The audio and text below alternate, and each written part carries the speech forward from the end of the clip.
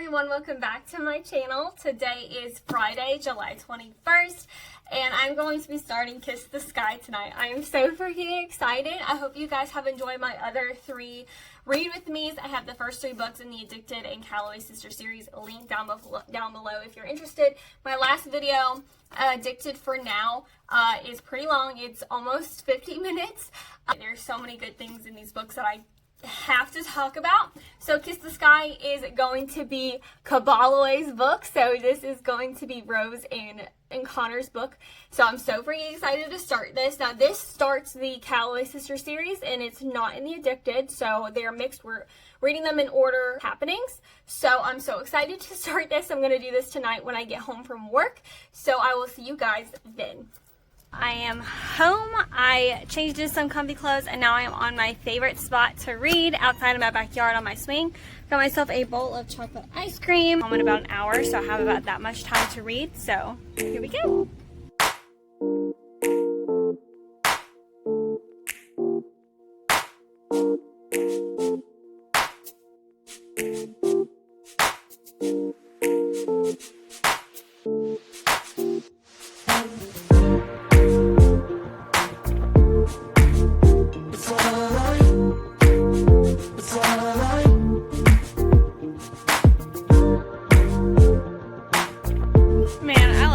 He is so funny, and I love the fact like the prologue is in his perspective, and it's so exciting to be able to, you know, go into in the same series and get to see the other people's perspective that we know in this story. So it's so freaking cool because the last 2 books were all in Lily's perspective, and then this third one you get to see a little bit of Rose and hers, but this one you get 2 more perspectives. So I love it. 3 moments define Connor Cobalt's life, and one of them, the last one, who do you think it is? Literally in just the prologue I got to know so much about Connor and how he is the way he is, and not how he got to where he is now, but like just how he is in general and what he saw his life for at that point in time. So wow, I'm really looking forward to see how this progresses. The fact that Rose is doing something that she never ever wanted to do, save her business and to bring better light to her family, I guess you could say, and like they'll be able to show their perspective of things and show the world that they're not what everyone's making up to be in their mind. Like, she's doing all of this because of what happened to her sister, and it makes me feel so bad, but also like I feel so impressed with Rose and how she's handling the situation, and that she's doing it to protect her family and because she loves her family so much, and she's also doing it to protect herself, although it's in a way that she never ever imagined. Bruh, the fact that they did a Big Brother reference in this book just made it my favorite. And in this home. So hi, baby! Oh my god, I'm only 31 pages into this book and I'm already in love. I'm not kidding. This banter is hilarious and so many Chuck and Blair vibes. Not even kidding, and that's why I think this is really going to be my favorite book. Chuck and Blair is like one of my all-time favorite couples, like in my top 3, and they are like the spitting image of them. Just the sentence. She holds up a warning finger at me. Don't you dare say, do you like what you see? I will break up with you right here if you utter those fucking stupid words. I laugh into a wider grin and say, I don't have to ask you, Rose. I already know you do. Oh my god, and here we go again. Are you ready? Just remember that I'm not going to bend to your will, but you're waiting for me to bend to yours, she snaps. And now we're at our 500th standstill. I run a hand through my wet hair, pushing the strands back, and her chest rises again at the motion. 2 cooks in the kitchen, 2 dominants, no submissive, she adds. Oh, so fucking accurate. So sweet. My dominant movements that trounced her into a puddle. My puddle. Oh shit, there's like some BDSM hints in here. I'm going to slap you on impulse and then I'm going to feel like utter shit. I read her eyes that say maybe we should break up before it happens. Maybe we're not good together. You won't feel like shit, I tell her, because I'll punish you for it. Her lips slowly part. You'll punish me? She chokes on a laugh. In what way? Just trust me when I tell you that you'll love it. Ooh. Spicy. The way Connor is so protective over Rose is amazing. And yes, this man is a fucking douchebag if I've ever seen one. Love the freaking way that he just possesses her and is so protective over her and even freaking jealous. Like, she's his in every single sense. At least that's what he wants. And this other guy wants her too. And he's just like, fuck you, dude. She's mine. What I hate the most is that Rose is so scared that as she gives in to Connor and gives him even just a little bit of control, and she shows him that she is the submissive to his dominant, that she's going to lose him. That he's not going to want her anymore. And I hate that for her because both of them are extremely stubborn human beings. And it's going to take a lot for that to come out. And I don't even know if they're going to admit that to each other. I don't know how they're going to work that in this book, how the writers are. But somehow I think it has to for them to get to that point. And I really think that's going to be a point in this book. I'm just really interested to see how they write it. God, I love this. Connor is growing up so much. So it's giving you more insight to what the prologue was. And it says, so he's having a conversation with his mom. You need to set your sights on a girl like Caroline Haverford, she tells me. I internally grimace, but I don't let on that her name sends knives into my spine. I dated Caroline, I fucked Caroline, but it was business, like my relationship with my mother, like my life. It is so bad that I want something real. I'm with Rose. Very big step, and very proud of Connor. And then he took a step back. Do you love her? Love is an irrational feeling. I say, I hate that I actually believe those words. It makes smart people do stupid things. My relationship with Rose is stimulating. I think I'm a sociopath. I know there's actual real life people out there that feel the same way and have a lot of trauma and, past things that deal with love and relationships. Connor is one of them, and I guarantee you that this book is showing how he's working through that. And I know that he loves Rose, and I really think that he's in love with Rose. He's just not willing to admit that because he doesn't know what love is. But I know that it's there. Hey, it's the next morning. Oh my god, it's the first sentence of chapter 10. I made it to that last night. This is just hilarious. Connor is kind of like taking control. He kind of flipped the switch about something that everyone else wasn't. They were expecting something, but then Connor was like, nope, I'm switching it up. And they were getting something completely different.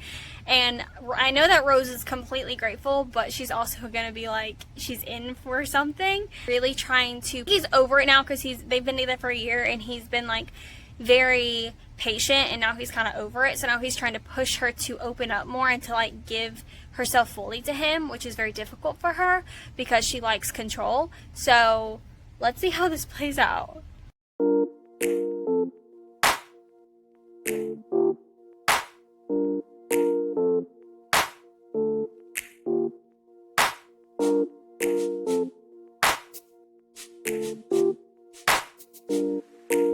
Okay, wow, my mouth hung open. I want that. I want to... See, and I don't want just a lap dance from anybody. Yeah, I think it'd be cool to have the experience and it would be fun. But to be able to have a lap dance from the man that you love, who turns you on in every which way, and that you can sit there and be like, holy shit, that was fucking hot. Like, I want that. I want that from a man that I want to be with, not just some rando, And let's just say that Rose just got that, and she definitely wouldn't appreciate it the way that I would, but she's also a different person and in a different state of her life than she is right now. So I don't blame her for that, but let's just say that if I was in her position, full advantage. Exactly what I stated when I first came out here. I could have embarrassed myself on national television. Instead, he made me feel desired and hot instead of mortified and cold. My eyes blanket in gratitude, the thank you on the tip of my tongue, but his thumb brushes against my cheek and he says very softly, "You're welcome, darling." Oh my god. Like, this makes me want to go upstairs and use my shower head. Like, damn. Okay, again, I add cutest freaking thing ever. Got to know that Connor, he doesn't know how to love.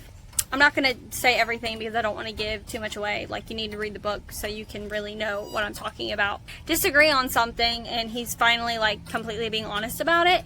Her that he loves her, and he was like, she says that I don't believe you, and he's like, oh, but I do. And she was like, and that you don't love me the way that I do you. I tuck my hair behind my ear. Thank you for at least trying.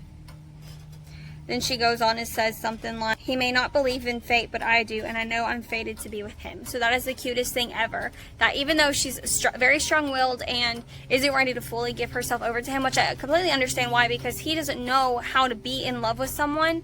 He doesn't know what love is. He's very conceited and all about himself and not putting someone first, which I think he does unintentionally sometimes, and he doesn't realize he's doing it. As we get further into the book, we're going to see more of that and see him open up more and actually realize, oh my God, I would do anything for this person, including put them before myself. So I think that we're definitely going to see this in this book. We're going to see both of them grow from their past, and I'm very excited for that.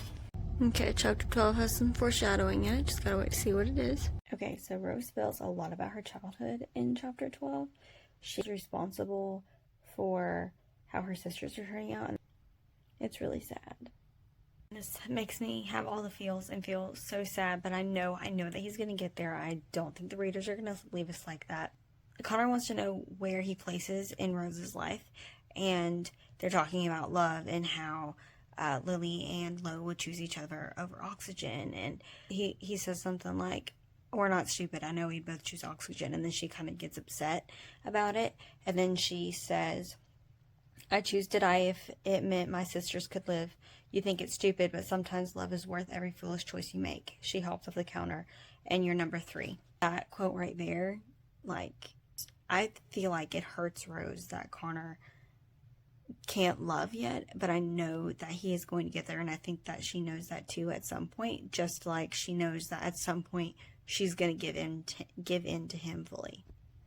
I really hate this man. He's a disgusting, vile human being and borderline sexually assaulting, like verbally sexually assaulting women, and it's so fucking degrading, and I want to punch him in the throat so bad. It's okay, because Connor's here for the win, and he's doing it in a way that I freaking love, and it's forcing Rose to open up and, like, give in to this situation, so that kind of makes me a little bit happy, because it is, even though it's bad how the situation arose, I like the fact that she has to move forward. Yes, she's forced to, but at least she is. And also, this little comment is literally me in every single freaking way. I want to not care and just go with the flow. I've never really been like that. I am the exact same way. I do not go with the flow. I am a very organized planner. I like everything planned out, and just like Rose, I am so much like her in that sense. I just wanted to read that because I'm like, that's me. Oh, it's happening. It's happening. So Rose just did something for Connor. She finally opened up a little bit and gave herself to him just a tad bit. And after this happens, he goes, I rub her back, the water slowly turning lukewarm as she rests on my lap. Something strong grips my heart. I've never been so possessed by another person before. She consumes my body and my mind in ways that I can't articulate. You're falling in love, dude, or you're already in love and you're finally just letting it in. Also, I'm about to give away even more spoilers, so if you don't want to know, just skip over this. So did it. I don't know exactly how, because even this confused me. I don't know how Connor figured it out, but I'm just assuming that he knows her or something. So how I spoke about how Rose is terrified that Connor's just gonna leave her once she finally gives in to him, and he figures that out after they open up to him a little bit, and then he tries to pursue her more, and she stops him, and he's like, but I want to know why. And she says something, and he kind of figures it out. You think your virginity is a prize that I want to win and run away with. Am I right? Don't manipulate me. She shakes her head. I don't need you to tell me what I want to hear just so you can win that much easier. She's crazy to believe such a horrible fucking thing. I want to hold her longer, tighter, to calm her with my words. I'm not manipulating you, Rose. You're smart enough to understand me. And if you truly believe I'd manipulate a woman just to fuck her, then you don't know me very well. Don't lie to me. She points to her chest, her eyes wide. I'm a pit stop to you. I'm the halfway mark until you find a woman who would kneel in and out of the bed. If I wanted a wallflower out of the fucking bedroom, then I never even talked to you, Rose. What gets me off is the way a strong woman can give herself to me the moment she passes through a door. The minute I can overpower a girl during a fit of passion, and then we can go back to matching each other once again. Why would I want someone who can't keep up with me? What enjoyment is there in that? She shakes her head, not believing me. Why can't she fucking believe me? It's the truth. You need someone who will be by your side 24/7, she says, who has no greater obligations that would divide her attention from yours. I have been a 10-year-long chase for you, Richard, nothing more. I try not to expose my hurt, but it literally tears at my face to live it and conceal. She's driven something hard and cold inside of me. No, I force. No, Rose, you're so fucking wrong. She breathes heavily, clutching the towel with a firm grip. I near her, cupping her face with large, rough hands. I stare down into her yellow-green eyes. You're not a pit stop. You're my finish line. There's no one after you, and that is just... I kiss her powerfully, my tongue parting her lips, and she responds, but not as much as I hoped. So I break apart and add, I want you for eternity, not for a brief moment in time. I don't understand why every time I speak it sounds like an empty pickup line. I can't lose her, not because of this. I try to imagine a life without Rose, and I see something gray, something motionless, a world without time and place without color. I see mundane and dreary and lackluster. I can't lose her, not for anything. She places a kiss on my cheek. I want to believe you, and I'm going to trust you, but just as forewarning, it may take more than words in the future. With this, she opens the shower door and leaves me with a new challenge, but I'd be with her without all the tests, all the hoops she makes me jump. I do enjoy them, but I enjoy her more.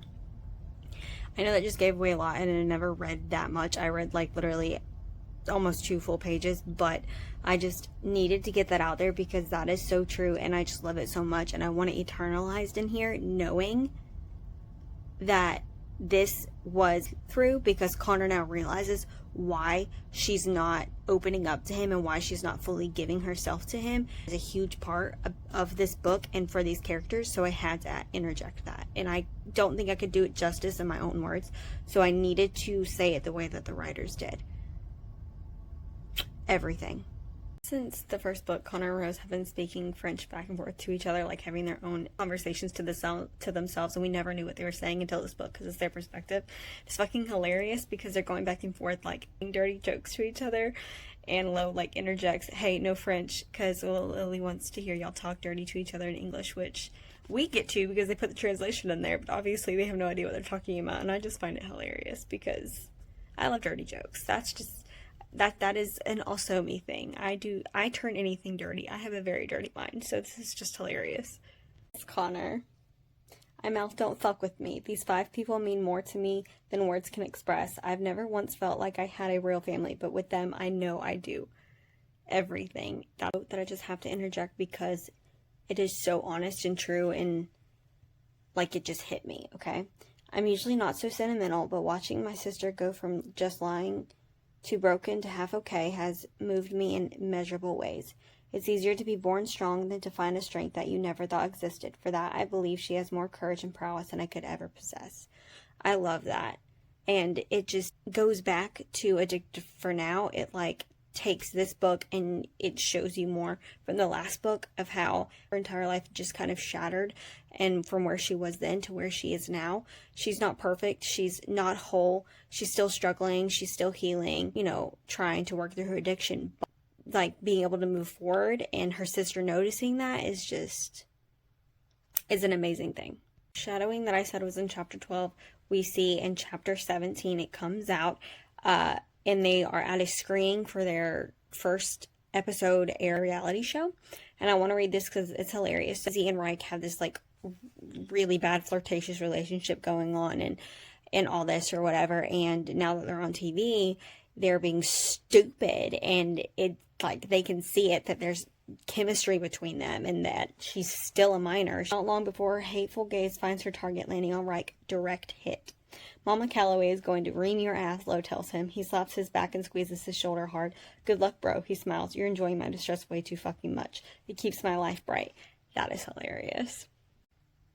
It's mostly Rose's parents that have my stomach in knots, because even though I've appeared only twice in the show, edited to look disinterested in my own girlfriend, it's their opinions that matter to me. Not the public, not strangers, just people that I need to impress, because one fucking day I plan to marry that girl, and I want them to realize that I'm the best man for Rose, and that no one else can come even marginally close.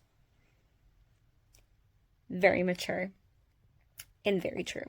Another very important moment for Connor. So we did this, kind of break through where Connor figured out why she was so scared.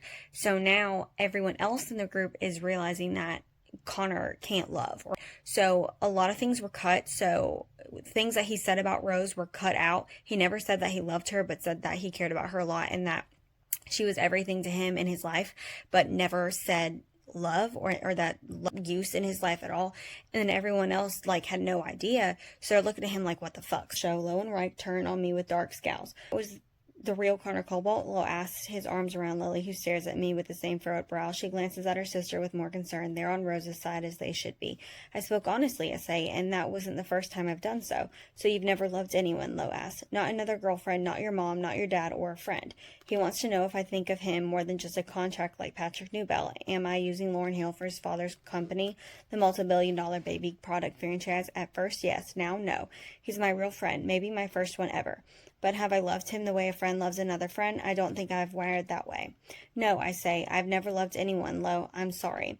Rose points to Lo, her champagne glass pinched between her fingers. Let it go, Lauren. I have. Why? Lo asks. Because you're both cold androids? Rose shoots him a look that would be harsher if she didn't drink so much. It's just how he is. If you can even understand half of Connor Cobalt's beliefs, your head would spin. Rose, I say, worried she's going to fracture my relationship with Lauren. While he doesn't know me like she does, I've never lied to him. I just haven't shown him all of me, and that shouldn't be a bad thing. Some people are naturally private. I am. She tries to defend me, stepping towards Lo and skillfully staying upright. I hold her by the waist to steady her movements. No, Connor has done nothing wrong. He doesn't love you, Lo sneers. He's been with you for over a year, Rose. Lily warns. No, Lo says. She needs to fucking hear this. He points accusingly at me. What the hell kind of guy stays with a girl for that amount of time without anything in return? If he doesn't love you, then he's just waiting to fuck you. He pokes at the most vulnerable part of my relationship with Rose. She doesn't need your protection, I say to Lo, trying to keep my voice even-tempered, but Rose wavers uneasily in my arms. She knows who I am. So you're okay with that then? Lo asks her. He's going to fuck you, and then he's going to be out of here. Does that make you feel good, Rose? You waited 23 guys to lose it, and you're going to give it to a guy who can't even fucking admit that he loves you. I'm not going to admit something that I don't feel, I tell him. He opens his mouth, and I cut him off. Would you like me to sit you down to fill your head with numbers and facts and relativities? You can't stomach what I have to say because you won't understand it, and I know that hurts you, but there's nothing I can do to change the way things are. I am a product of a mother as brick-walled as me, and trust me when I say that you won't ever see more than I give you. In order to be my friend, that has to be enough, Lo. He lets this sink in, and then he says, and what about you, Rose? Is that enough for you? Lily reaches out and touches her hand. Rose nods stiffly, and she holds Lily's hand tighter. So that was a lot and very intense, and Lo is definitely picking at their most vulnerable part of their relationship. Mentioned in the book a million times, but I wanted to read that out loud again for the same reason. I don't think I could explain it or give it what it needed in my own words, so I read it from the book as the writers have it. 1, I still completely and utterly despise the Calloway sisters' mother. She's a horrible human being and should have never had kids in the first place. 2, we're seeing Rose's perspective after everything that happened at the screening with Lo and the argument and the love thing. So I believe that Connor won't be there for me at the end of the line, but that night at the screening party made me realize how much I do trust him, how much I do know him. Lo was wrong in so many accounts, and that only because Connor has let me see more than a couple sides of his life. Whether Connor says it or not, he loves me enough to let me in more than halfway, and I know it's time for me to do the same on a different kind of level. She's ready. Bruh, this is just freaking hilarious. What happened to love? You don't believe in love, I retort, so you've lost the right for me to love you back. I nod assuredly as this new stance I'm taking, but I still like you, don't worry. I never worry, he says. I do believe in love. When I was a child, I thought it wasn't real, but I've come to see that it doesn't exist for some people, just not me. That's what he thinks. Even his fucking therapist thinks that he is in love with Rose, and he's not willing to admit it. And he's not, he's lying to himself. And he tells his therapist, no, I'm not, because love makes people do stupid things, and I have yet to do something inane. That's it. Those were his words.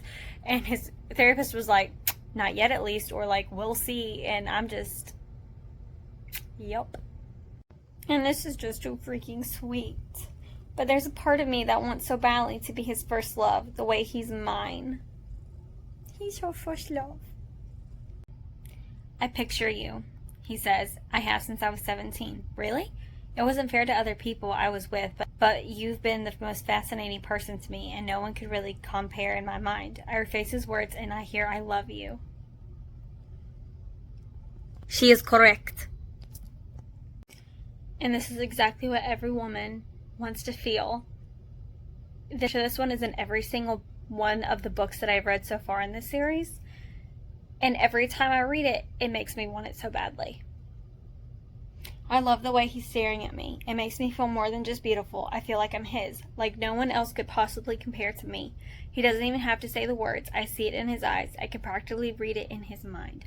I know this is fiction, but it's hard to know if this is actually a real thing that's possible, that people actually see this, because I've never had it. So I want to know if it's real. So if you know that it's real, if you've had this yourself, please tell me. I'm like begging you, please. I told y'all I had a feeling Rose is kinky and there's some BDSM girl. She's gonna love it. This makes me excited. A lot of people have no fucking decency, and what just happened to Daisy should have never happened to anybody. No man, no woman, no child, no one. I don't care if you're a fucking celebrity. It sucks that they didn't ask for it and they have it, but they do have it. But that doesn't give the right for anybody to come into your privacy and take that all away. Things that you want private should stay private. This was a part of what happened with Lily. Obviously, no one fucking cared. But you don't fucking house to take pictures of them in their bedroom. First of all, I don't even know which bedroom was hers. Second of all, that's fucking illegal. How do you not know? How dumb are you? Read over. I will say that I like Connor's therapist very much. He knows exactly what to do, what to say to get Connor back on the right path, because he has backtracked a bit. He swore he would never do and begged his therapist never to allow, and it kind of happened, and now his therapist is giving him kind of an ultimatum, and Connor finally backed down from it. So that makes me very happy that he's starting to go back to what he needs to. Remember a couple clips ago when I mentioned something about Connor not doing something irrational because he's not in love? Okay. Pound my fist against the wood. Open up. A lump lodges in my throat at this unnatural, senseless fear. She's not in there, Connor.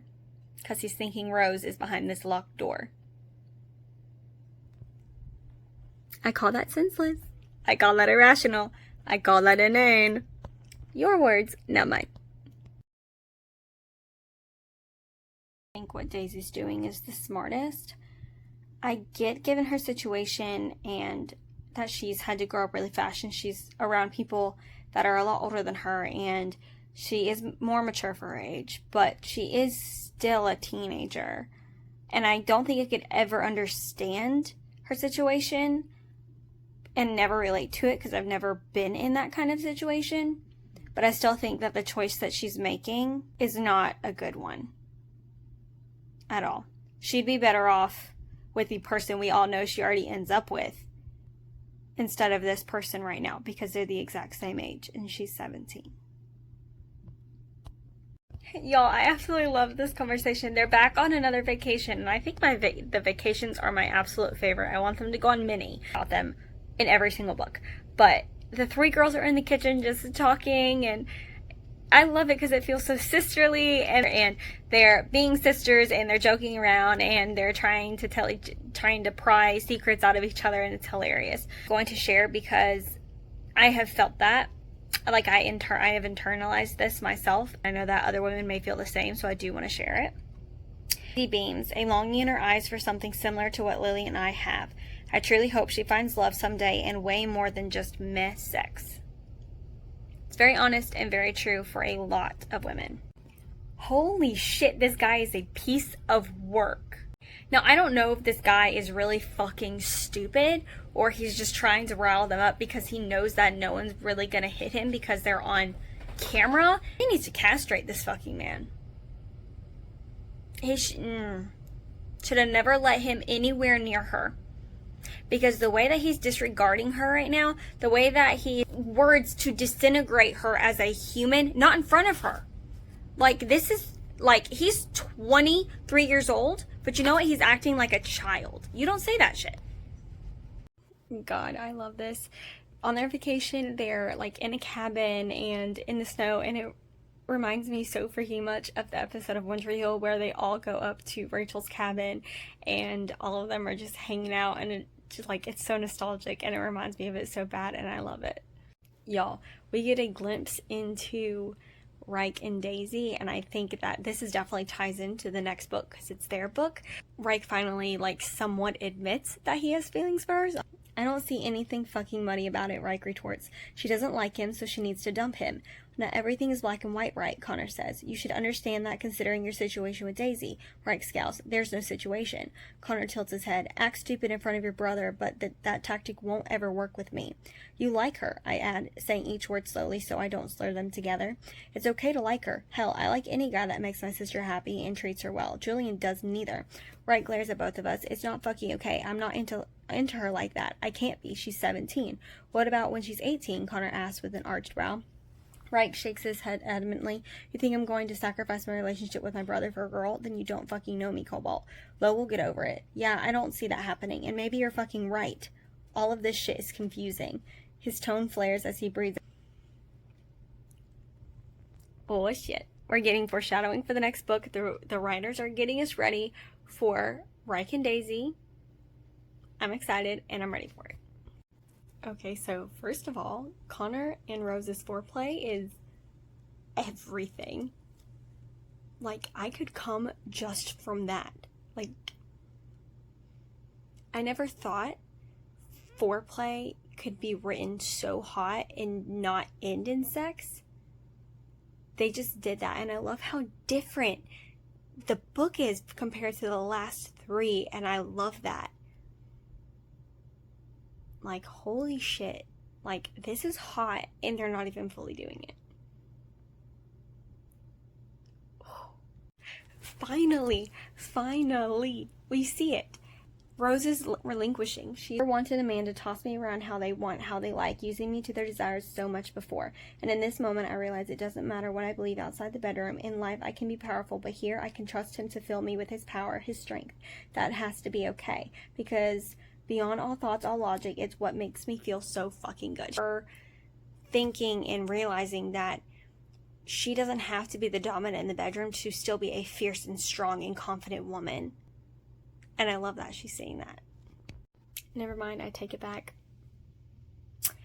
Connor did go back. He took one step forward and then went right back. It's fine, because by the end of this book, I'm sure it'll be fixed. I'm sure. Okay, so I don't know what the fuck is going on, and I don't know how to detect this, but either Daisy's boyfriend is a really bad asshat and a horrible person who shouldn't be with any woman, or the producer, who has shown to be a perv and just a nasty all-around man messing with them. I don't know if pervy boyfriend or the pervy producer, but I know we're gonna find out. But I'm highly confused because I don't know, because usually I'm really good at detecting which one it is, and I can't figure it out, or like I have that assurance. I may be wrong, but I still feel assured in what I think it is, but this one I have no idea. Holy shit, y'all, I can't. I've wanted so many things in my life, he says softly, but you're the one that has meant the most to me. Translation, I love you. Just fucking say it already. It finally fucking happened. Rose gave everything to him, and she fucking loved it. And I was so fucking right about the BDSM 50 Shades of Grey thing. She loves it. And you know what? It kind of fits perfectly. Like, the entire story just fits perfectly. That, with the virgin, with the whole, with everything. It fits so perfectly in their freaking story, and I love it. Sex scene was very long, very foreplay-ish. It was, and I honestly think that was the best written sex scene that I've read in this series. Like, even Lily and Lowe's. I think that, in my opinion, but that's probably only because I love them so much and I knew this couple was going to be my couple. So, I'm so happy. There's just something about it. They just had wild and hot and intense, kinky, rough sex. And she has bruises and stuff all over her body. She loves it, and I freaking love it. And the thing about making these bruises is that I get to tend to them. The fact that he's so attentive. I mean, that you can be so rough in the bedroom, but then so soft and gentle after the fact. It's so sexy, and it is It's like something a lot of women crave in a man, and it's so fucking hot. And the fact that he always says to her, "You're safe with me." Like, Connor Cobalt, you are the fucking shit. You are the man. Like, you can tear me apart in bed, and then you can gently rub lotion all over the bruises that you created last night in pleasure. Go right ahead. Please. Bro, I'm so dead. Not only did they make a Big Brother reference in this, they mentioned my favorite poem by Edgar Allan Poe. Even with the utterly lost, to whom life and death are equally just, there are matters of which no jest can be made. I quote Mask of the Red Death. I love that freaking poem, and you know what? No wonder why this book is my fucking favorite. They just have everything. This couple is forever mine. This couple is everything. This couple is me.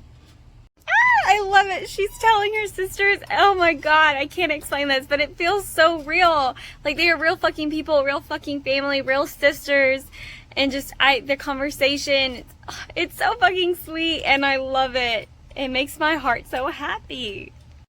I don't think it's true. I do not think it's true at all. I think that production is framing him, and they're trying to get a rise out of them, which is exactly what they said, that they want them to freak out, but they aren't sure if it's true or not, and I get why they would make assumptions and really think that there could have been a relapse, but I don't think there was. I think that Lo is doing perfectly fine, and I really think that production is fucking with them and is really trying to make it seem like he did fuck up, which I don't believe that. I don't believe Lo would do that, so I'm sticking to my guns, and all I got thought is a prick and an asshole and messing with their actual lives and their addictions, which is very bad and very wrong, and I'm not fucking okay with. We also just got another glimpse into Raisy's book. I think it's foreshadowing for part of Reich's story and what he's going through emotionally, and I'm really looking forward to see how that turns out. I know it has to deal with feeling very guilty and beating himself down, his past, and everything that happened with Lo and their father. And now they are fucking with Rose's addiction. And like I said before, I think that is fake. I think that they edited it to make it look like that it was a relapse, which I really don't think it was, because you don't see them, you just hear noises, and you can't even tell if those grunting and groaning noises are them, because you can't do voice recognition like that. They could have taken a snippet, porn site, and put the audio in it. Like, I know that this is so fake, and this Connor has already threatened Scott with, and has already told him, do not fucking mess with this. This is serious. This is their real actual life. This is not fake. You are going to ruin their lives if you can push them in their addictions. This isn't fake. And I think that's exactly what he's doing. He's twisting it all around.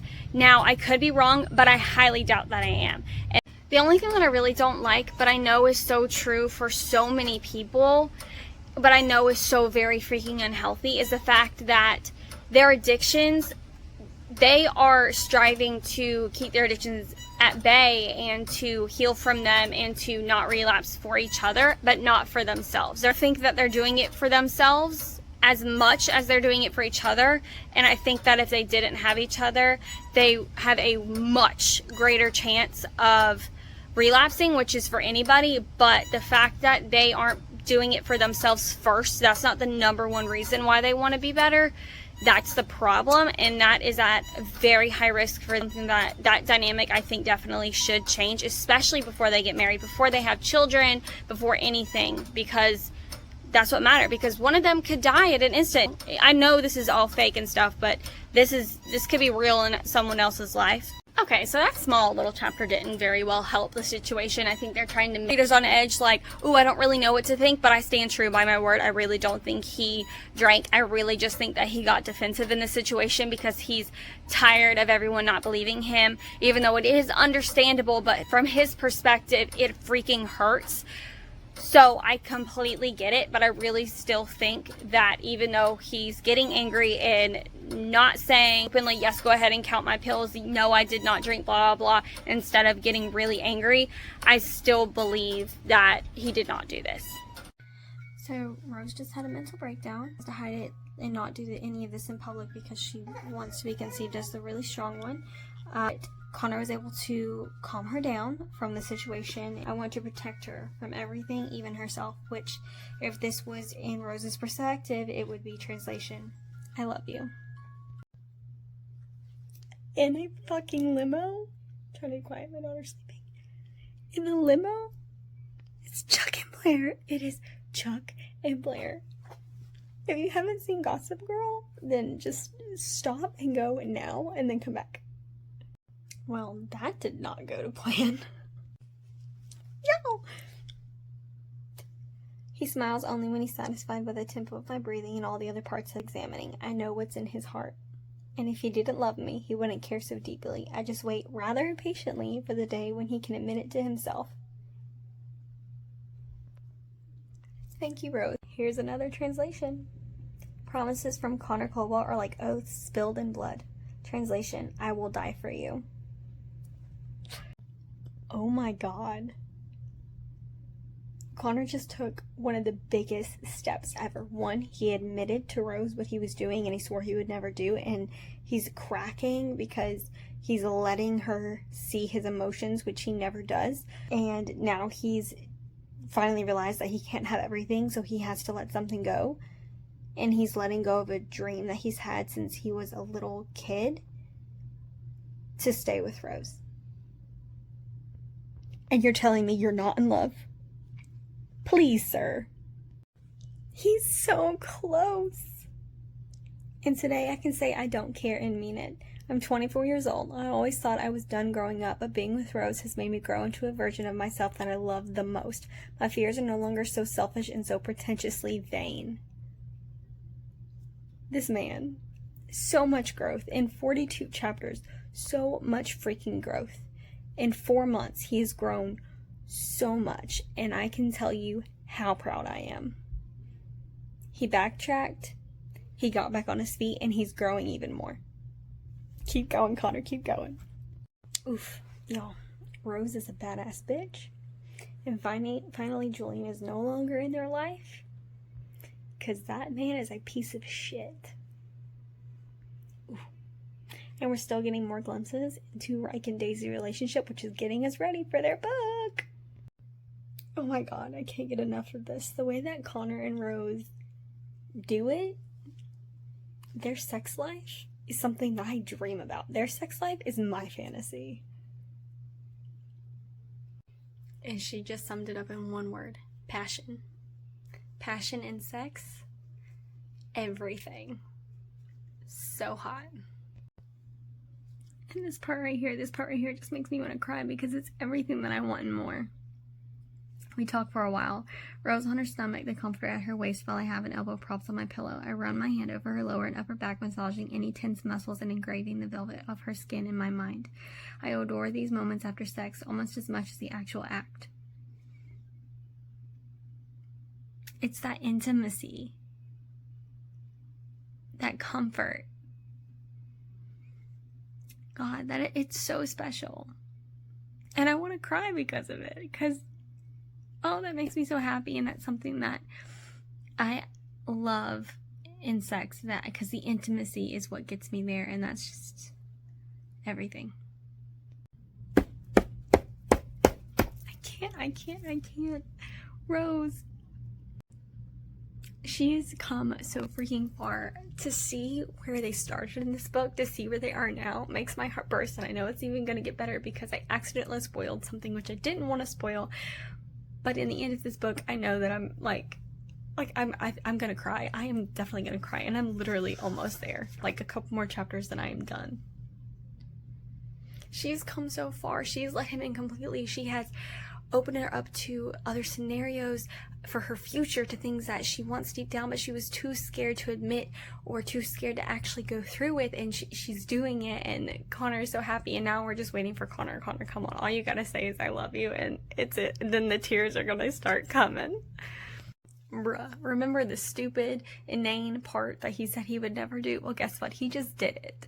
He did what he said was so stupid and that he never would do because he just didn't see the point in it. He just fucking hits somebody because they put their hands on Rose.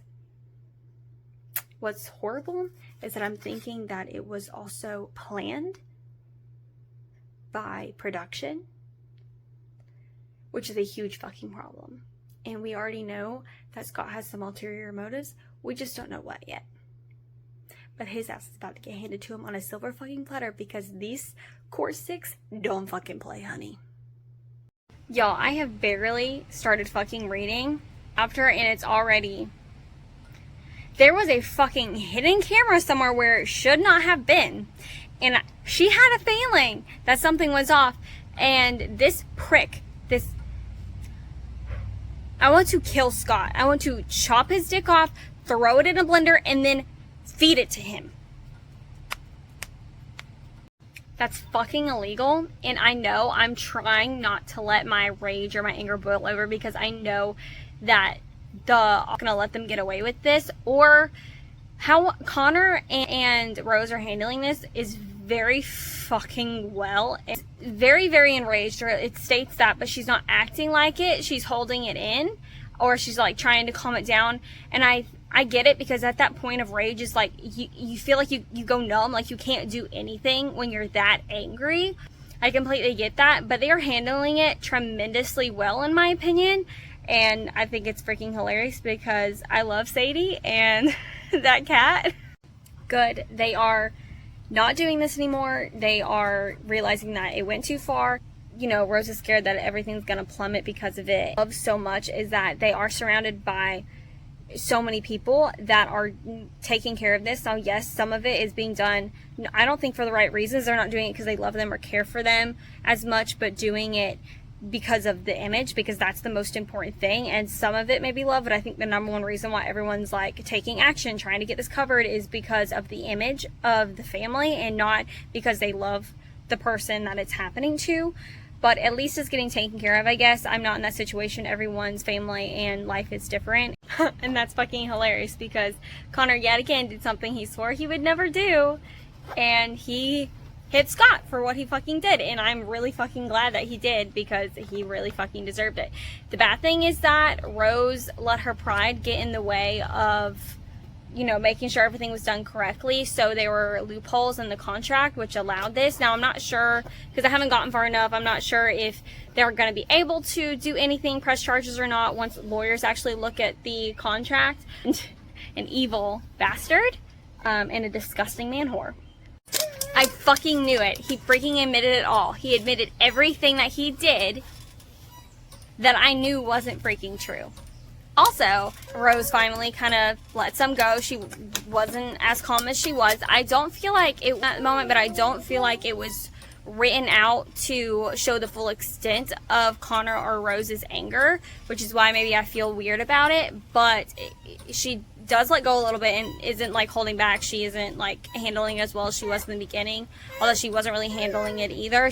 You've won the right to see my body, but you're not taking my pride. I absolutely love that line. If I highlighted in books or annotated, that's something that I would definitely highlight, because that is a pure and very true and honest statement. And I'm very glad that she sees that and she is able to believe that in herself, and she's not falling apart. Y'all, I fucking can't with this. Rose, I think, opened up finally like every single piece of herself to him. She's now allowing him to see the vulnerable side of her, and she's just letting go and letting him see that she is a very strong woman, but she also has faults, and she also can make mistakes, and the mistakes that she hates making and that she normally doesn't. Accepting that and not showing her any sort of like taking advantage of it, and showing like and cowering over her and being like, but I'm the strong one and I'm the man and I'm everything and you're not. And he's not doing that. And you may think like from the other books, because he is so arrogant, that you would think that he would be like that, but he's not, at least not with her. And it's so freaking sweet. My privacy has been stripped and I'll never get it back. I feel so incredibly violated, but Connor has somehow muted this pain that tries to pummel me. The way he holds me with reassurance, with commitment and confidence, makes me believe that I can overcome anything. I think all my life he's helped me find power inside of myself so that I may barrel forward and never look back. The sweetest thing ever. Instead of looking at this as a vulnerable, like, I'm not strong anymore moment, she's realizing that she is very, very strong, and that he's helped her find that strength inside of her. And I just think that it's beautiful, and that they make an amazing couple, and that they build each other up, and that they continue to challenge each other and continue to like each other that strength. So it's a really beautiful thing. What? I'm so highly confused, and I know it's about to be explained, but I just wanted to come on here and look at my confusion. In my head, I really think this person's really sick or is dying or something to make Connor Cobalt like have this much effect on it. And I think this is what's realizing, like, he's being opened up to love. And I don't know what happened to have his mom do a full 360 on him. And I think I know that her telling him these things and like apologizing and opening up to him and all that stuff, I think is the hugest impact on him, which is going to help him realize that he is in love with Rose and can't accept love, and that he loves a lot of the people that are in his life and around him. He just doesn't know how to say it, and he doesn't know what that feels like because he never grew up in a home like that. But let's get back to this so I can see what's going on. I meet those fierce yellow-green eyes. Even in the wake of my pain, she has the resilience that's more beautiful than words can describe. It's fire to my water, and I want her to burn me alive. You're the only one who has ever loved me. I confess, my chest heavy. You're not a mother, not a father, not a friend, just you, Rose. All these years, I never thought I'd need anyone but me to survive. My mother thought the same. I was wrong. I'm so freaking excited. I'm so happy he finally freaking did it. He said it, and he knew it. He said it himself, that he was lying. She's already crying, and I haven't even said it yet. Tears fall down her cheek, matching mine, and I can't tell you how long I've been fighting the truth, but it's been a while, I say. I'm so deeply in love with you, Rose. My heart is swelling, and that's everything we've been waiting for this entire book, and it finally happened, and I can't tell you how much I want to just be Rose. I want to take Rose's place because Connor is just...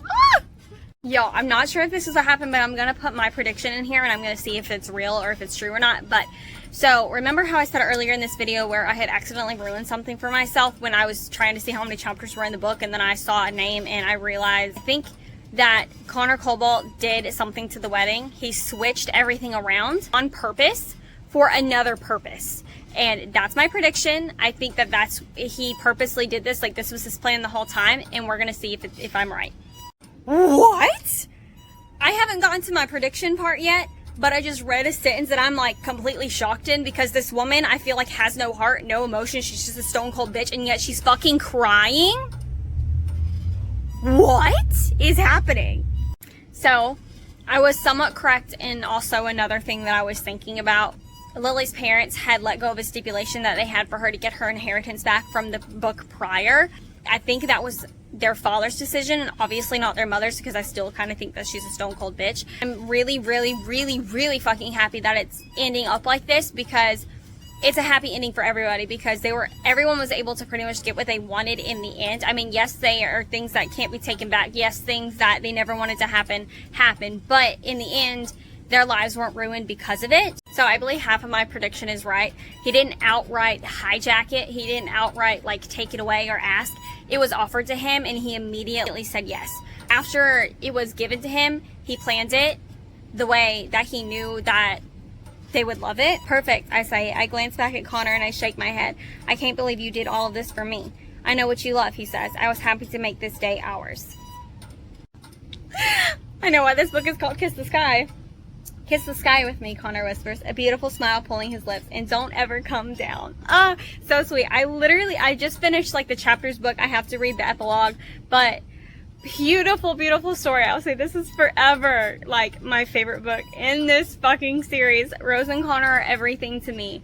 They literally, on this last page of the last chapter, like I was looking at the TV screen and seeing Buck and Blair on screen. This is literally them, and I am so fucking proud. My heart is soaring, and I want to be this couple.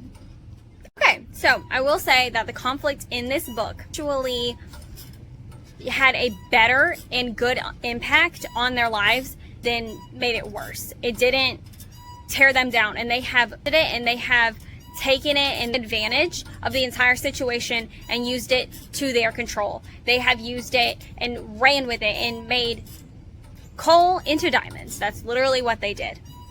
They've let go of so much from everything that's happened. They're able to just let it go and move on with their lives and just be so happy with each other, and like all the anger is just dissipated. I wish that I felt the same. Maybe it's because time has passed already and I'm still like, I'm reading it in real time, and so that's why I'm still so angry about it.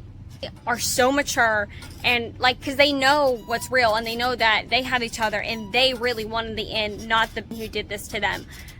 And I think I just love that they have that mindset and that they just don't care, and that they're so focused on each other and how much they love each other. God, and this is even more because Connor has come so fucking far. An arrogant asshole who was so conceited that he's gotten to this place. I love you more than I could ever love myself. Never thought those words would come out of his mouth, and look where he is. Okay, so this is definitely a fucking dream of mine that I want to happen one day. Skinny dipping. And we'll come back to the dock and you can make love to me under the stars. Go skinny dipping and then come back and have sex underneath the bright lit starry sky at night. That is like the perfect image. Y'all, he lost the bet and he still did this, and this is what's gonna make me cry because this is something that I want so bad. I've struggled with love languages in my marriage and be able to love each other in the way that we want to be loved, and this letter is exactly that. I'm sick and tired and worn. You match me as I'd want to be matched. You make me happy as I'd want to be happy. You love me as I could only dream of being loved. I will repay this back in kindness. I will match you as you need to be matched. I will make you happy as you want to be happy. And I will love you, adore you, admire you, and respect you as you could only dream of being loved, adored, admired, and respected. My wedding vows remain true. Okay, the only sad part is that I finished this book as like a bonus scene, and it wasn't like an extension. It's not in the next book in the series. It's just an addition, because this is the newer version of Kiss the Sky that came out. Rose and Connor, my heart soars for them. My heart beats for them. They are my couple. They are everything to me. They made me cry with that love letter, and I could not be more happier with how this book ended, with how everything in this book is. There is a couple things that I don't think I was either in the right mindset to read at that moment, or I feel like it could have been written in a different way to give a fuller effect, but that also could just be me and my state of mind when I was reading it at that moment. But other than that, this couple is me, this couple is my heart, this couple is my life. This couple has now continued to be in my top 3. They are in my top 3 book couples. Chuck and Blair, they are Chuck and Blair in my eyes. So again, I urge everyone to go read Kiss the Sky, even if you don't want to read any of the other series. It's an interconnected series. This is the first book in the Calloway sister series. I urge you to read this. I don't know which sister or which couple would be your favorite or whatnot, but if you're anything like me, Kiss the Sky, anything that deals with Rose and Connor will be your book. So other read with me is if this is the first one you are coming across, and be sure to look out for the other ones as I continue to do them. Thank you guys so much for joining me on my 4th read with me. Here's to Kiss the Sky and Connor and Rose. I will see you guys next time.